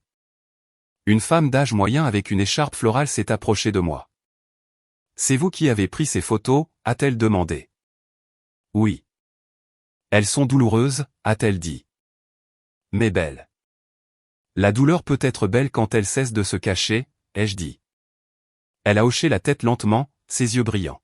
« Je sais ce que ça fait d'être non invitée » a-t-elle dit presque dans un murmure. Puis elle s'est éloignée. Pour le reste de la soirée, les gens ont continué à partager de petits morceaux d'eux-mêmes, des bribes de perte, d'éloignement, de trahison, de renaissance. C'était humiliant. Pour la première fois de ma vie, être vu ne semblait pas dangereux. À mi-chemin de l'événement, Maria s'est précipitée. « Il y a quelqu'un ici qui demande à te voir » a-t-elle dit. Une femme plus âgée dit qu'elle est ta mère. Mon estomac s'est noué. Je ne m'attendais pas à ce qu'elle vienne. Quand je me suis retourné, elle se tenait près du mur du fond, vêtue de sa perfection habituelle, manteau beige, boucle d'oreilles en perles, calme sculpté comme du marbre. Ses yeux scannaient les photos autour d'elle, sa mâchoire se serrant légèrement chaque fois qu'elle reconnaissait un souvenir. J'ai marché vers elle lentement. « Maman. » Elle s'est tournée, le visage illisible. « Alors, c'est vrai ?» a-t-elle dit. « Tu as transformé notre famille en spectacle. » Ce n'est pas à propos de toi, ai-je dit uniformément. C'est à propos de ce que tu m'as appris à cacher. Elle a regardé autour de la pièce, la voix basse mais tranchante. As-tu une idée à quel point c'est humiliant? Les gens parlent. Ils ont toujours parlé, ai-je dit. J'ai juste arrêté d'essayer de leur plaire. Ses yeux ont vacillé. Pour la première fois, j'ai vu quelque chose comme de l'incertitude traverser son visage. Tu penses que ça te rend forte? Ça te rend cruelle. Peut-être, ai-je dit. Mais au moins je ne suis pas silencieuse. Pendant un moment, aucune de nous n'a parlé. Puis elle a jeté un coup d'œil à une photo accrochée derrière moi. Celle de moi assise seule par terre, les yeux rouges, l'appareil photo à côté de moi. Tu as l'air petite, a-t-elle dit doucement. Je l'étais, ai-je dit. Parce que j'essayais encore de rentrer dans une image que tu approuvais. Elle a ouvert la bouche, mais aucun mot n'est sorti. Au lieu de cela, elle a détourné le regard.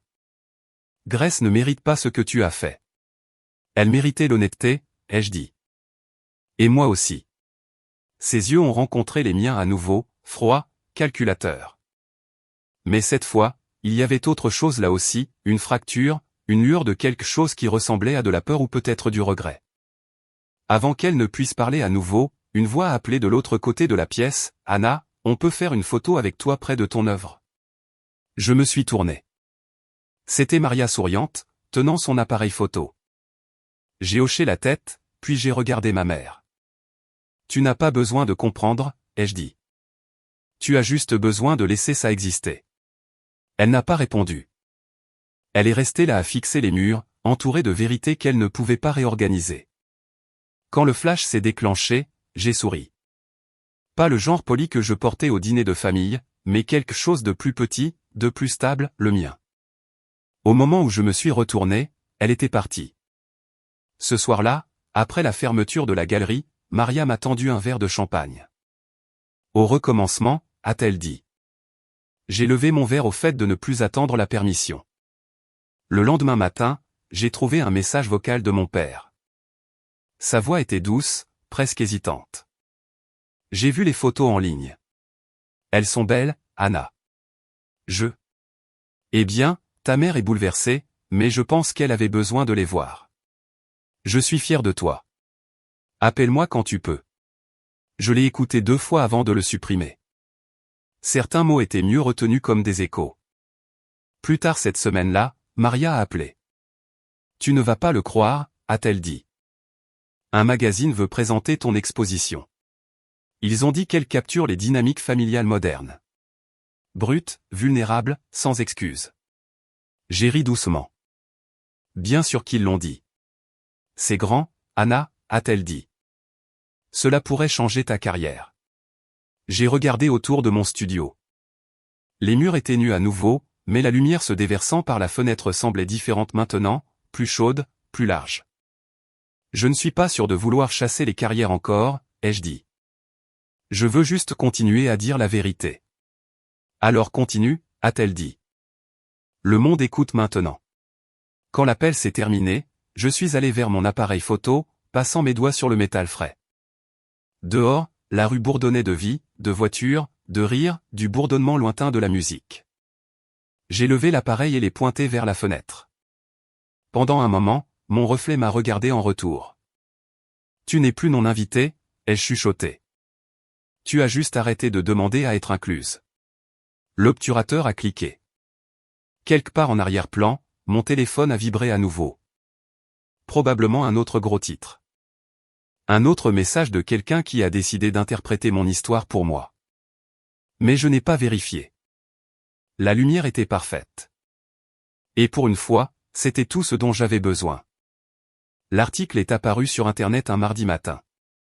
Je ne savais même pas qu'il sortait, mais l'objet de l'email de Maria m'a mise sur la voie, tu es en première page.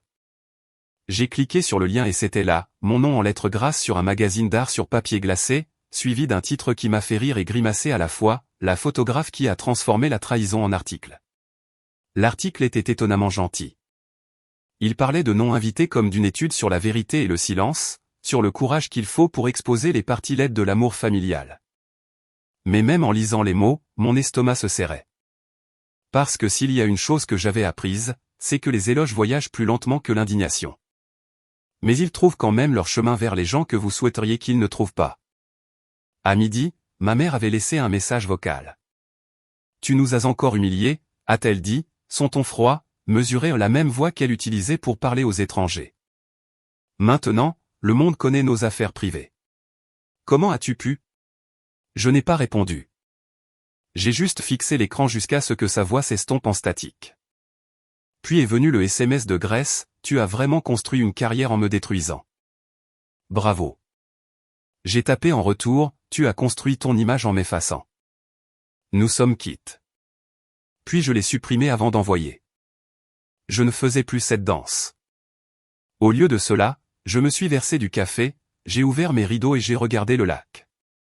La lumière du matin scintillait sur l'eau, pâle et douce, et pendant une seconde, je me suis senti intouchable. Vers midi, Ethan est passé avec le déjeuner d'un traiteur du centre-ville. Il a posé le sac sur le comptoir et a dit, « Tu es tendance sur les blogs d'art depuis 3 heures. » J'ai haussé un sourcil. C'est étrangement spécifique. Il a souri. Maria m'a appelé. Elle a dit que tu es officiellement un nom. J'ai ricané. Un nom? Je l'ai été toute ma vie. C'est juste que maintenant les gens l'épellent enfin correctement. Il s'est appuyé contre le comptoir, son expression douce. Comment te sens-tu? Exposé, ai-je admis. Mais pas effrayé. Bien, a-t-il dit. Parce que ça, il a fait un geste vers l'ordinateur portable toujours ouvert sur l'article, ce n'est plus un scandale. C'est la survie transformée en article. C'est du pouvoir. Je l'ai regardé et j'ai souri faiblement. Tu sais toujours comment traduire mon chaos en poésie. Il a haussé les épaules. Quelqu'un doit te suivre. Après le déjeuner, il m'a aidé à trier des tirages pour une deuxième exposition que Maria voulait organiser à New York. En feuilletant chaque photo, il s'est arrêté sur une, l'autoportrait que j'avais pris après le mariage de Grace. Celle-ci, a-t-il dit. C'est le cœur de tout ça, n'est-ce pas? J'ai hoché la tête. C'est là que tout a arrêté de faire semblant. Il l'a retournée, et au dos, j'avais griffonné quelque chose il y a des mois sans réfléchir, la vérité n'a pas besoin de permission pour exister. Il l'a lu à haute voix et a souri. Tu devrais mettre ça sur le mur la prochaine fois. Cette nuit-là, j'ai reçu un email d'une adresse inconnue. L'objet disait, ta sœur ne va pas bien. Pendant un long moment, je ne l'ai pas ouvert. Je ne voulais pas savoir. Mais la curiosité l'a emporté. C'était de papa. Son ton était doux, comme il l'était toujours quand il voulait amortir le chaos de maman. Grace reste avec nous. Elle ne dort pas, ne mange pas beaucoup. Je pense qu'elle se sent perdue. Elle ne le dira pas, mais je sais qu'elle a lu les choses écrites sur toi. Peut-être que tu devrais l'appeler. J'ai lu le message 2 fois, puis j'ai fermé l'ordinateur portable. Non, pas encore. Le lendemain, je suis allé à la galerie tôt. Maria était là, accroupie sur un nouvel ensemble de cadres. Tu rayonnes, a-t-elle dit quand elle m'a vu. Je n'ai pas dormi, ai-je dit. Est-ce que ça compte comme rayonner? Elle a ri. Si l'épuisement ressemble à la paix, alors oui. Nous avons parcouru l'exposition ensemble. Chaque photo était accrochée comme une cicatrice qui s'était enfin refermée. Elle s'est arrêtée devant une image, une chaise vide baignée de soleil. Celle-ci, a-t-elle dit doucement. Elle ressemble au pardon. Je n'ai pas répondu. Après la fermeture de la galerie, je suis rentré, j'ai versé un verre de vin et j'ai fixé mon téléphone. Le contact de Grace était là, intouché. Mon pouce a plané dessus pendant un long moment. Finalement, j'ai appelé. Ça a sonné 6 fois avant qu'elle ne réponde. Sa voix était fatiguée, fragile. Je savais que tu appellerais. Je n'allais pas le faire, ai-je dit. Mais papa m'a envoyé un email. Elle a ricané doucement. Bien sûr qu'il l'a fait. Toujours le messager. Il y a eu une pause. Je pouvais entendre une musique faible en arrière-plan, le genre qu'on joue quand on ne veut pas s'asseoir dans le silence. J'ai vu l'article, a-t-elle dit finalement. Ils t'ont fait passer pour une sorte de sainte. L'artiste courageuse qui a trouvé la rédemption à travers la douleur. Je ne l'ai pas écrit. Mais tu l'as vécu, a-t-elle claqué. Et je suis la méchante dans ton histoire maintenant. J'ai pris une profonde inspiration. Tu t'es faite la méchante quand tu as pris mon lieu et m'as traité d'aigri. Tu aurais pu juste dire non. Tu n'avais pas à tout détruire. J'ai dit non, ai-je dit doucement. Tu n'as juste jamais écouté. Il y a eu un autre long silence. J'ai failli raccrocher, mais elle a dit quelque chose que je n'attendais pas. Je ne te déteste pas, a-t-elle chuchoté. Je ne sais juste pas comment te pardonner. J'ai fermé les yeux, laissant les mots s'enfoncer. Tu n'es pas obligé, ai-je dit. Arrête juste de prétendre que je n'existe pas. La ligne est redevenue silencieuse. Puis elle a dit, maman en a marre d'en parler. Papa essaie de prétendre que nous allons tous bien. Et moi? Je ne peux aller nulle part sans qu'on me demande de tes nouvelles. Je ne voulais pas la célébrité, Grace. Peut-être pas, a-t-elle dit, sa voix se brisant. Mais tu l'as eu quand même. Je ne savais pas quoi dire. L'espace entre nous semblait trop large, trop lourd. Alors j'ai dit la seule chose qui me semblait vraie. Nous avons toutes les deux été élevées pour rivaliser pour un amour qui n'a jamais été donné librement. J'ai arrêté de jouer. Tu peux le faire aussi. Pendant un moment, j'ai pensé qu'elle pourrait raccrocher, mais elle a dit, je ne sais pas qui je suis sans ça. Alors découvre-le, ai-je dit doucement. Quand l'appel s'est terminé, je suis restée assise là longtemps, fixant les lumières de la ville clignotant à travers ma fenêtre. Pour la première fois, je ne me sentais pas en colère contre elle. Juste triste pour nous deux. Le lendemain matin, j'ai ouvert ma boîte de réception pour trouver un autre message de mon père. Merci de l'avoir appelé. Elle a pleuré après. Je pense qu'elle en avait besoin. Nous tous. 6 juin, une photo de Grace assise sur le porche de leur maison, la tête inclinée vers la lumière. C'était flou, non posé.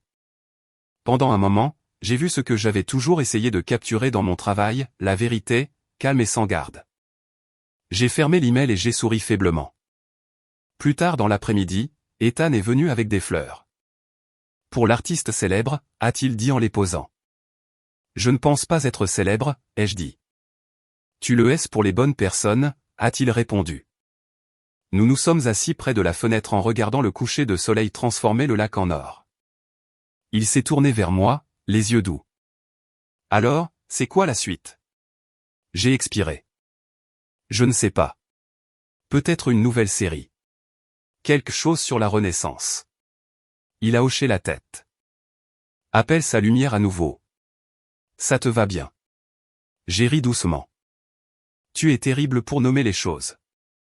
Peut-être, a-t-il dit. Mais je suis bon pour reconnaître quand quelqu'un est enfin libre. Alors que le dernier rayon de soleil glissait derrière l'horizon, j'ai réalisé qu'il avait raison. La liberté n'est pas arrivée avec fanfare ou feu d'artifice. Elle est venue tranquillement dans des moments comme celui-ci, un verre de vin, un rire doux, le bourdonnement de la paix s'installant dans un espace qui avait été vide trop longtemps. J'ai appuyé ma tête sur son épaule, la ville brillant au-delà de nous. Est-ce que tu regrettes parfois, a-t-il demandé. Non, ai-je dit. Le regret appartient à la version de moi qui attendait la permission. Dehors, la nuit s'épaississait, mais l'air semblait chaud. Et pour la première fois, je ne pensais pas à ce que ma famille pouvait dire. J'étais juste assise là, baignée dans l'écho doré de ma propre lumière. Le jour de ma deuxième exposition ne ressemblait en rien au premier. Il n'y avait pas de nervosité, pas de mains tremblantes, pas de battement de cœur agité attendant l'approbation. Juste le calme, le genre qui vient après avoir déjà perdu tout ce que vous aviez peur de perdre. La galerie était plus lumineuse cette fois, plus grande avec de hautes fenêtres qui captaient la lumière du matin. Les murs étaient tapissés de nouvelles photographies, chacune plus douce que la précédente. La série s'appelait Lumière à nouveau. Maria avait insisté sur le titre. C'est qui tu es maintenant, a-t-elle dit en épinglant la dernière étiquette à côté d'un cadre. Tu as pris la douleur et tu l'as transformée en preuve. La foule du vernissage a commencé à affluer, étudiants, artistes, critiques, gens qui avaient vu l'article et voulaient rencontrer la femme qui avait transformé la trahison en beauté. Mais la vérité était que l'histoire ne parlait plus de trahison. Elle parlait de libération. Je me tenais près de l'entrée, saluant les invités à leur passage. Certains s'arrêtaient pour parler, certains pleuraient, certains hochaient simplement la tête et continuaient. Il y avait quelque chose de sacré à regarder des étrangers se retrouver dans votre douleur. À midi, je l'ai vu, mon père, debout à l'entrée. Il semblait plus vieux que dans mon souvenir, ses épaules légèrement voûtées, ses yeux lourds. Pendant un moment, je me suis figé. Puis il a souri au petit, incertain et a marché vers moi. Papa, ai-je dit doucement. Tu ne pensais pas que je manquerais ça, n'est-ce pas? J'ai souri faiblement. Je n'étais pas sûr que tu viendrais. Ta mère ne voulait pas que je vienne, a-t-il admis. Mais parfois, il faut choisir la paix, pas la personne. J'ai expiré lentement. Merci d'être venu. Il a regardé autour de la galerie, absorbant les photographies. Elles sont honnêtes, a-t-il dit finalement. Ta mère ne les comprendrait pas, mais moi si. Sa voix s'est brisée légèrement sur le dernier mot, et j'ai vu quelque chose dans ses yeux que je n'avais pas vu depuis des années, de la fierté. Nous sommes restés ensemble en silence un moment avant qu'il ne fouille dans sa poche et me tende un morceau de papier plié. Elle voulait que je te donne ça. J'ai hésité avant de le prendre. Une autre lettre. Il a hoché la tête. Celle-ci est différente. Quand il s'est éloigné, je me suis assise sur un banc voisin et je l'ai déplié. L'écriture était tremblante, inégale. Anna, j'ai regardé ton interview. Tu avais l'air calme. Peut-être que pour la première fois, je t'ai vu au lieu de la version que je t'ai fait être. Je n'attends pas de pardon. Je veux seulement que tu saches que je vois ce que j'ai manqué. Tu n'as jamais été trop. J'avais juste trop peur d'être moins. Maman. Je l'ai lu 2 fois, ma vision se brouillant à mi-chemin. Les mots n'étaient pas une excuse, pas exactement, mais ils étaient quelque chose proche de la reconnaissance. Et peut-être que c'était suffisant. Quand j'ai levé les yeux, Ethan se tenait à travers la pièce à me regarder. J'ai essuyé mes yeux, souri, et il s'est approché. Ça va? Je pense que oui, ai-je dit. Elle m'a enfin vu. Il a souri doucement. Il lui a fallu assez longtemps. J'ai ri à travers la douleur. Ouais, mais je suppose que la lumière voyage lentement. Cet après-midi-là, la foule est devenue plus dense. Maria a fait un court discours, sa voix résonnant dans la pièce. Cette exposition, a-t-elle dit, ne parle pas seulement de guérison. Elle parle de réappropriation de l'espace, du moment où une femme arrête de s'éditer pour s'adapter au cadre de quelqu'un d'autre. Les gens ont applaudi, mais je les entendais à peine. Je regardais la lumière du soleil se déplacer sur le sol, dorée et changeante, comme si elle peignait tout ce qu'elle touchait. Quand l'événement s'est terminé, je suis resté pour aider à fermer. La galerie s'est vidée jusqu'à ce qu'il ne reste que moi et Maria. Elle m'a regardé avec ce sourire complice. Tu l'as fait, a-t-elle dit. Je n'ai pas tout réparé, ai-je dit. Non, a-t-elle répondu. Mais tu as arrêté de te briser pour réparer les autres. C'est ça, le véritable article. Dehors, le soleil se couchait, jetant de longues ombres sur la ville. Ethan et moi marchions dans la rue dans un silence confortable, nos mains se frôlant occasionnellement. Tu sais que c'est fou, a-t-il dit. La première fois que je t'ai vu, tu photographiais l'histoire de quelqu'un d'autre. Maintenant le monde photographie la tienne. J'ai souri. Peut-être que c'est s'agrandir, réaliser que tu n'as jamais été juste l'observatrice. Nous nous sommes arrêtés à un café près du lac, le même où j'avais passé d'innombrables matinées à essayer de disparaître derrière une tasse de café. La serveuse m'a reconnu de l'article et a apporté 2 boissons offertes par la maison. Pour la courageuse, a-t-elle dit en faisant un clin d'œil. J'ai ri. Je ne suis pas courageuse. J'ai juste fini d'être silencieuse. Ethan s'est adossé, me regardant avec ce regard stable dont j'étais venu à dépendre. Alors, c'est quoi la suite? Je pense à enseigner, ai-je dit. Des ateliers, peut-être. Aider d'autres photographes à raconter leurs histoires, celles qu'ils ont eu trop peur de cadrer. Il a hoché la tête. Tu serais doué pour ça. Je veux juste rappeler aux gens que la vérité n'a pas toujours l'air parfaite. Parfois, elle ressemble à de la survie. Il a souri. C'est ton prochain gros titre. En quittant le café, le ciel avait viré au rose, s'estompant en lavande sur l'eau. Je me suis arrêté pour prendre une photo, mon instinct revenant comme une mémoire musculaire. La lumière était douce, imparfaite, humaine. J'ai cliqué sur l'obturateur. L'image s'est figée à mi-souffle, le lac, le soleil déclinant et le reflet de 2 silhouettes se tenant proches mais non posées. Quand j'ai regardé l'écran, j'ai souri. Ce n'est pas parfait, ai-je dit. Ethan a regardé la photo par-dessus mon épaule. C'est pour ça que c'est beau. Nous sommes rentrés à la maison alors que les lumières de la ville commençaient à s'allumer une par une comme de petites promesses contre l'obscurité. Cette nuit-là, alors que j'étais assise sur mon balcon, la lettre de ma mère toujours dans ma poche, j'ai pensé à tout ce qui avait mené ici. Les disputes, le silence, la salle de bal vide, le rire que je pensais ne plus jamais entendre. Pour la première fois, rien de tout cela ne faisait mal. Ça existait, tout simplement. J'ai sorti mon appareil photo à nouveau, je l'ai pointé vers l'horizon et j'ai chuchoté « Merci ». Pas à eux, mais à la version de moi qui avait enfin cessé d'attendre d'être choisie. L'obturateur a cliqué. Des semaines plus tard, l'exposition Lumière à nouveau a été présentée dans Harper's Bazaar. L'article la décrivait comme une symphonie visuelle d'acceptation de soi. Il m'appelait la femme qui avait redéfini l'art de la réappropriation. Mais la ligne qui m'a fait faire une pause était la dernière, elle ne photographie plus la lumière. Elle l'est devenue. La nuit où ce numéro est sorti, ma sœur a envoyé un message. J'ai vu les photos. Elles sont belles. Peut-être qu'un jour tu pourras m'apprendre à voir les choses comme tu le fais. J'ai tapé en retour lentement, souriant. Tu le fais déjà. Tu dois juste arrêter de regarder à travers l'objectif de maman. Pas de drame, pas de discours de clôture, juste de l'honnêteté. En posant le téléphone, j'ai entendu les vagues du lac effleurer le rivage devant ma fenêtre. Le son était doux et rythmé comme la respiration. J'ai versé un verre de vin, suis sorti sur le balcon et j'ai regardé la ville en bas, vivante, scintillante, sans filtre. J'avais été autrefois la sœur laissée de côté, la fille réduite au silence, la femme accusée d'être trop. Maintenant j'étais la conteuse, l'artiste, la preuve que la lumière ne demande pas la permission d'exister.